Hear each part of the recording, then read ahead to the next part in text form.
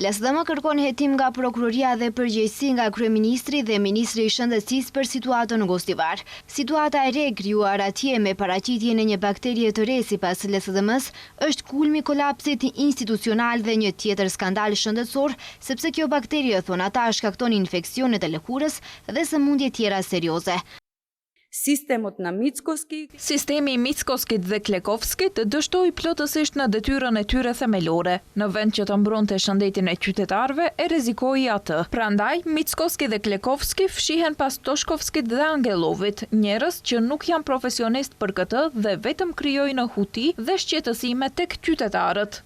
Ndërsa VMRO thotë se LSDM në vend që të mbajë leksione të përgjigjet pse nuk ka marrë masa për të zgjidhur problemet e ujit për vite me radhë, ndërsa shtojnë se LSDM dhe Venko Filipçe po përpiqen të përfitojnë politikisht nga situata në Gostivar.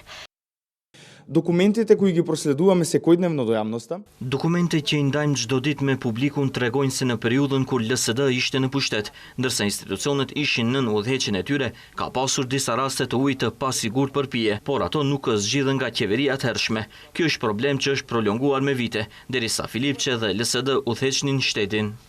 Ndërkaq Ministria e Shëndetësisë njofton se situata atje po qetësohet. Në 24 orët e fundit bëjnë me dije se janë regjistruar gjithsej 78 kontrolle, që është për 6 më pak krahasuar me një ditë më parë, kur ishin evidentuar 84 kontrolle.